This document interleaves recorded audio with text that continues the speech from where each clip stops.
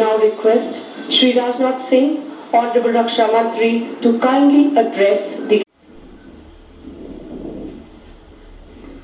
Madam Excellency, French Minister for Armed Forces, Mrs. Florence Parly, Minister of State for Jal Shakti, Sri Ratan Lal Ji Kataria, Home Minister Haryana Government, Sri Anil Vij, Chief of Defence Staff, Sri Bipin Rawat, Chief of Air Staff, Air Chief Marshal R.K. Garodia, Defence Secretary, Sri Ajay Kumar, Secretary Defence Production, Sri Raj Kumar, Secretary Defence Finance, Mrs. Gargi Kaul, Secretary DRDO, Sri Satish Reddy, Ambassador of France, India, Mr.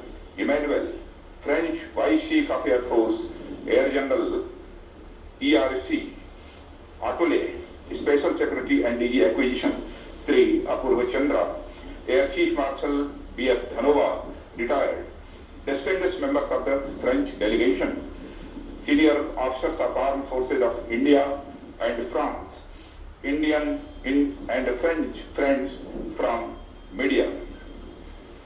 आज Rafale induction ceremony में सर्वप्रथम मैं France की honourable defence minister Florence Parly का अपनी ओर से और अपनी देशवासियों की तरफ से हार्दिक स्वागत करता हूं। इस इवेंट में आपकी ऑगस्ट प्रेजेंस वर्षों से चली आ रही हमारी मजबूत डिफेंस पार्टनरशिप को दर्शाती है। इंडियन एयरफोर्स में अत्याधुनिक कॉम्बैट एयरक्राफ्ट राफेल के इंडक्शन के अवसर पर आप सभी के बीच आकर मुझे बेहद खुशी हो रही है। एयरफोर्स में राफेल का शामिल होना एक महत्वपूर्ण एवं ऐतिहासिक क्षण है और हम सब देशवासियों के लिए इस ऐतिहासिक पल का गवाह बनना एक गौरव का विषय है। इस अवसर पर मैं हमारी आर्म्ड फोर्सेस सहित समस्त देशवासियों को हार्दिक बधाई और शुभकामनाएं देता हूं। साथियों, राफेल का इंडियन एयरफोर्स के बेड़े में शामिल होना भारत और फ्रांस के बीच के प्रगाढ़ संबंधों को भी यह दर्शाता है। भारत और फ्रांस लंबे समय से आर्थिक, सांस्कृतिक और राजनीतिक रणनीतिक आपसी संबंधों के आधार हैं।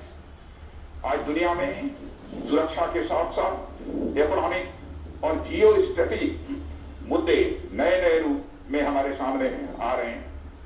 इनका लगातार सामना करते हुए हम दो बड़े लोकतंत्र, एक अस्थायी, सक्रिय और फ्यूचर ओरिएंटेड संबंध बनाने और बढ़ाने में यह कामयाब रहे हैं। हमने न सिर्फ एक दूसरे की जरूरतों और चुनौतियों को गहराई से समझा है, बल्कि उनसे पार पाने की दिशा में कदम से कदम मिलाकर हम आगे बढ़ रहे हैं। साथ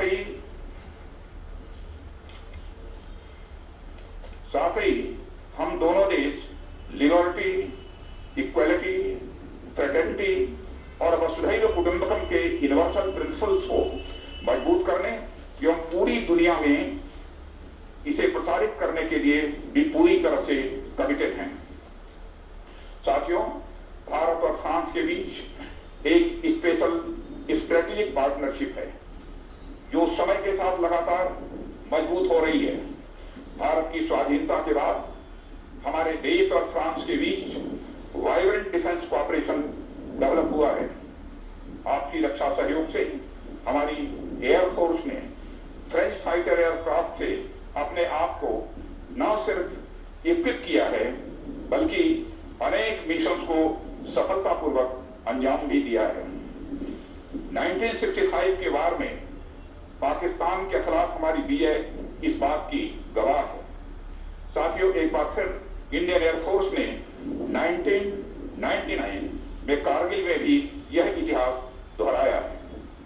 साथियों, हमारे मित्र देश फ्रांस के साथ राफेल डील भारत की नेशनल सिक्योरिटी में एक गेम चेंजर है।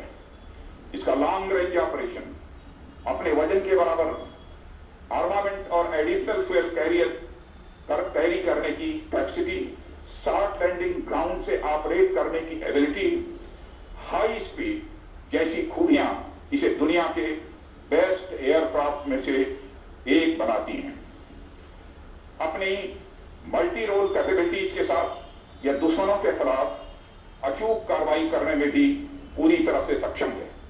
मुझे आशा ही नहीं, पूर्ण विश्वास है कि हमारी एयरफोर्स ने राफेल इंडक्शन के साथ जो कैपेबिलिटीज और टेक्नोलॉजिकल एज एक्वायर की है, वे इंडियन एयरफोर्स की कैपेबिलिटीज को रिवर्सलाइज करेंगी।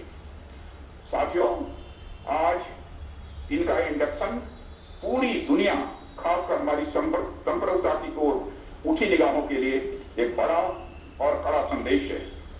हमारी सीमाओं पर जिस तरह का माहौल हाल के दिनों में बना है, या मैं सीधा कहूं कि बनाया गया है, उनके लिहाज से यह इंडक्शन बहुत ही अहम है। यह अपनी सीमाई सुरक्षा और क्षेत्रीय अखंडता को बनाए रखने के लिए सरकार की कमिटमेंट का भी एक बड़ा उदाहरण प्रस्तुत करता है। हम ये अच्छी तरह समझते हैं कि बदलते समय के साथ हमें स्वयं को भी तैयार रहना होगा। मुझे यह कहते हुए गर्व होता है कि हमारी नेशनल सिक्योरिटी माननीय प्रधानमंत्री श्री नरेंद्र मोदी जी की बड़ी प्राथमिकता रही है। जिस ताकत को आज हम अपनी आंखों से देख पा रहे हैं, उसे पाने की राह में अनेक अड़चनें भी आईं, परंतु माननीय प्रधानमंत्री जी की मजबूत इच्छा शक्ति के सामने वे सभी नष्ट नाबूद होती गई और हमारा मार्ग प्रशस्त होता चला गया। यह उन्हीं की दूरदर्शी दृष्टि का परिणाम है, जिसे हम आज फलीभूत होते हुए अपनी आंखों से देख रहे हैं। साथियों, हमारी रेस्पॉन्सिबिलिटी केवल अपनी टेरिटोरियल बाउंड्रीज तक ही सीमित नहीं है।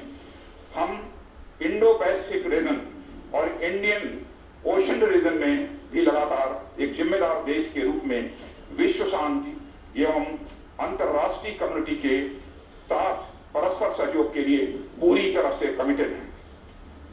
हमारी भूमिका इन क्षेत्रों में लगातार बढ़ रही है और इसकी सराहना भी हो रही है। मुझे बताते हुए बेहद खुशी हो रही है कि इस रीजन में सिक्योरिटी कंसर्न्स में इंडिया और फ्रांस का दृष्टिकोण एक है, जिसके तहत हम मैरीटाइम, ट्रैफिक सिक्योरिटी और पायरेसी जैसे कॉमन चैलेंजेस को डील करने में एक दूसरे को पूरी तरह से कोऑपरेट कर रहे हैं। साथियों, यूएन सिक्योरिटी काउंसिल के एक्सपेंशन और टेररिज्म के खिलाफ लड़ाई में भी इंडिया और फ्रांस के कॉमन व्यूज रहे हैं। शक्ति, वरुण और गरुण सीरीज की एक्सरसाइजेज नॉन स्टेट एक्टर्स के विरुद्ध हमारी आर्म्ड फोर्सेज के प्रयासों को भी दर्शाते हैं।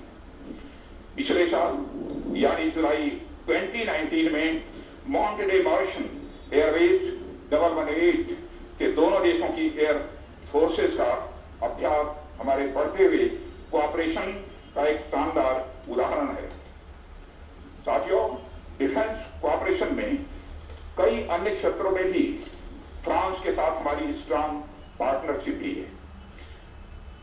बजवान डॉक्स में टेक्नोलॉजी ट्रांसफर के तहत 6 स्कॉर्पियन सबमरीन्स की बिल्डिंग अंडर इंप्लीमेंटेशन है और इसमें से पहली सबमरीन आईएनएस तलवारी की 2017 में कमीशनिंग भी हो चुकी है। रेसिप्रोकल लॉजिस्टिक सपोर्ट के संबंध में एग्रीमेंट हमारी इंटर ऑपरेबिलिटी और ज्वाइंट फोर्स कोऑपरेशन को बढ़ाने के हमारे संकल्प को भी दर्शाता है। मैं इस अवसर पर अपने साथी देश फ्रांस को इंडियन डिफेंस सेक्टर में इन्वेस्ट करने के लिए भी इनवाइट करता हूं। हमारे प्रधानमंत्री श्री नरेंद्र मोदी जी द्वारा सेल्फ रिलायंट इनिशिएटिव के आह्वान पर सरकार ने इस दिशा में कई प्रोग्रेसिव एवं पॉजिटिव स्टेप्स भी उठाए हैं। इस राह में अनेक ऐसे पॉलिसी रिफॉर्म्स किए गए हैं जो डोमेस्टिक इंडस्ट्रीज के साथ साथ इंटरनेशनल एंटिटीज को भी इंडियन डिफेंस सेक्टर की ओर अट्रैक्ट करते हैं। स्ट्रेटेजिक पार्टनरशिप मॉडल के तहत डिफेंस रिक्वायरमेंट की मैन्युफैक्चरिंग ऑटोमेटिक रूट के द्वारा 74% तक foreign direct investment, Uttar Pradesh और तमिलनाडु स्टेट्स में 2 डिफेंस कॉरिडोर्स की स्थापना, ऑफसेट रिफॉर्म्स इस दिशा में उठाए गए बड़े कदम हैं। मुझे विश्वास है फ्रेंच डिफेंस इंडस्ट्री इसका लाभ उठाएंगी और फ्रांस इंडिजिलाइजेशन की हमारी इस यात्रा में हमारा साथी बना रहेगा। स्कॉर्पियन और राफेल के एक्सपीरियंस निश्चित ही हमारी डिफेंस पार्टनरशिप को और अधिक बढ़ावा देने के लिए आवश्यक गति प्रदान करेंगे। साथियों, डिफेंस इंडस्ट्रियल कोऑपरेशन हमारी स्ट्रेटेजिक पार्टनरशिप के मुख्य आधारों में से एक है। हमारी रिलेशनशिप ने कोऑपरेशन के एक नए आयाम हासिल किए हैं। मुझे उम्मीद है कि हमारे देशों के बीच साइन हुए मेमोरेंडम ऑफ अंडरस्टैंडिंग दोनों देश की इकोनॉमीज को परस्पर लाभ पहुंचाने के लिए भारत में एरोस्पेस एवं एमएसएमई का एक कंप्लीट इकोसिस्टम बनाएगा। डिफेंस की मजबूती के पीछे हमारा उद्देश्य हमेशा से विश्व शांति की कामना रहा है और आज भी है। इस राह में हमारा देश कोई भी ऐसा कदम न उठाने के लिए कमिटेड है जिससे कभी भी शांति भंग हो। यही अपेक्षा हम अपने पड़ोसी और दुनिया के बाकी देशों से भी करते हैं। और मैं यह बताना चाहूंगा कि अभी हाल की अपनी फॉरेन विजिट्स में मैंने भारत के पॉइंट ऑफ व्यू को समुचित विश्व के सामने रखा, जिसे बड़े पॉजिटिव तरीके से देखा जा रहा है। साथ ही मैंने भारत की सॉवरेनिटी और टेरिटोरियल इंटीग्रिटी को किसी भी हालत में समझौता नहीं करने के संकल्प से भी सबको अवगत कराया और इसके लिए हम हर संभव तैयारी करने के लिए पूरी तरह से दृढ़ संकल्पित हैं। और मुझे गर्व है कि हमारी सेना की राडें लोहे के जैसे मजबूत हैं। साथियों, मैं आज यहां भारतीय वायुसेना के साथियों को बधाई देना चाहूंगा कि सीमा पर हाल में हुई दुर्भाग्यपूर्ण घटना के दौरान यलेशी के बाद भारतीय वायुसेना ने जिस तेजी और सूझबूझ से कार्रवाई की वह आपके कमिटमेंट को दर्शाता है।